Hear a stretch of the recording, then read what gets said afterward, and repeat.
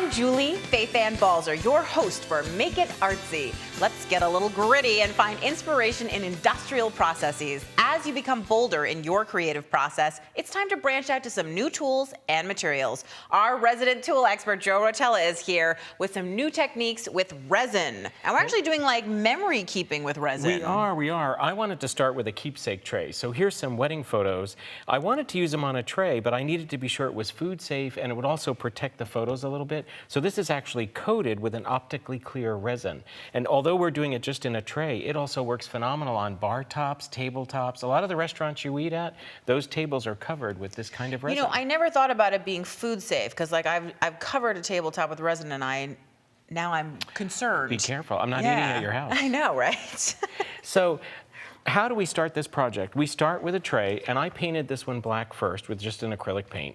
And then I took all my Is there anything ephemera. special about the tray? Can it be wood? Can it be plastic? Can it be metal? Or does it have to be a just certain... about anything. In fact, one I have my eye on, I picked this up at a yard sale for $2. And I thought, I'm going to put shells and beachy things in it and then give it to a friend in Florida. Nice. How cool is that? So I put everything down here with an acrylic medium and coated the whole thing with the acrylic medium just to seal it. Okay, so if you put stuff down, like paper and stuff, it has to be sealed. I'd seal it first. Yep. Okay, and is there any limits of what you can put in here? Can you put like plastic and is anything going to melt? Nothing will melt, but you have to be careful because some stuff will float.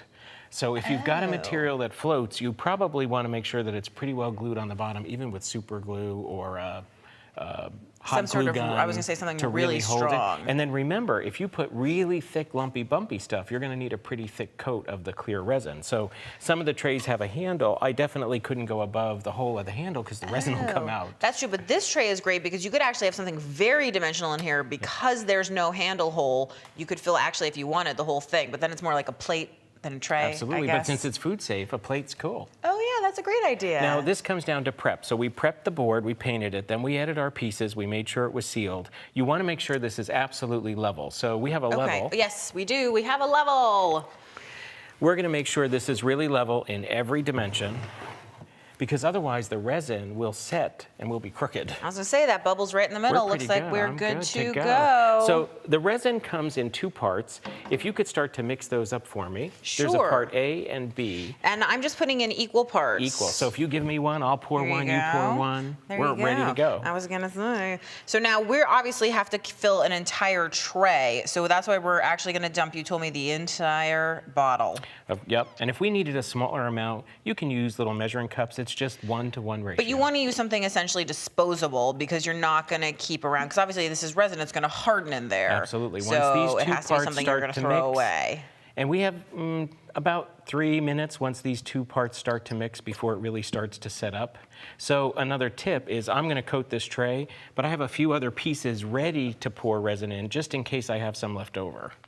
And now when I'm mixing, what is my goal? Like I can see that one of the liquids is slightly thicker and one is thinner. So how do I know when it's actually mixed together? And I'll also point out that even the stick that I'm mixing with is like a throwaway paint stirrer. Absolutely. I'm not using anything that I'm going to reuse. So you want to mix this till you don't have any more swirls on the inside. Do you see any swirls in there? I do see some swirls. So while you're mixing that, we can talk about a couple of the other things I have ready to pour. Cool. 2 of them over there are beads that I picked up in New Orleans. And I just cut a piece of plexiglass and I hot glued it to a flat piece of plastic.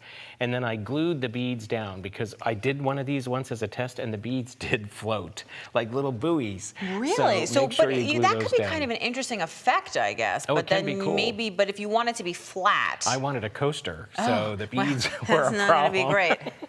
So we're just mixing until all the swirl goes away. So I have 2 things with beads ready to go. And then I also mix some of this, but we can dye this with non-water-based materials, mica powders or dye. So I made a black version.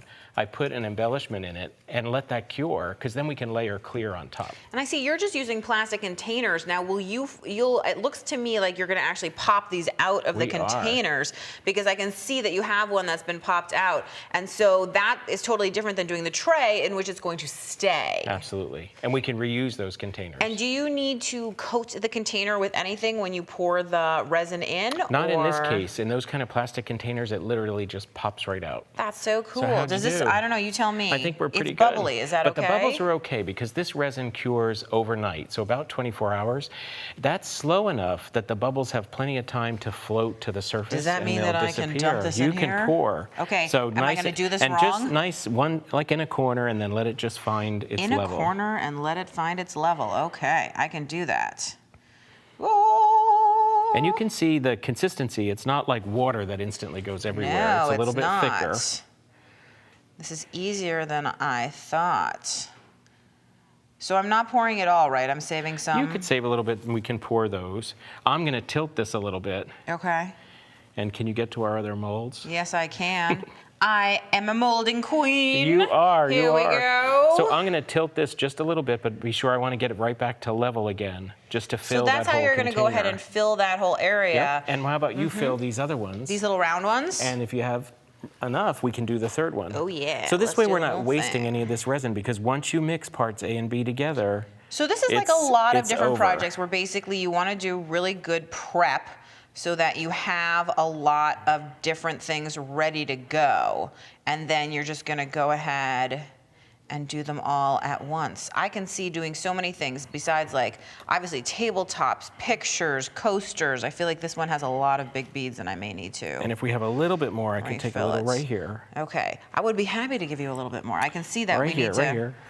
cover Perfect. a couple more things. There It's you like go. icing on a cake. That But I like warm the idea icing. about the leveling, because then I don't have to worry where I'm putting it. And It's into the black self-leveling. container, right? Perfect. And that'll give us a 2-layer piece, right? The clear on top. Yeah, so it'll really have that cool, like, piano key look. Absolutely. Of the ebony and the ivory. And then here, you know, New Orleans is all about crayfish. Yes. And so I didn't want to put these right in the tray because it's so thick, it would have made a huge base. So while the Yeah. resin hasn't cured, it's still soft, I can just stick these tails in and they'll harden just coming out of the tray with a little bit of cray. So cool. And how long does it take for this to cure? Overnight. Overnight. Okay.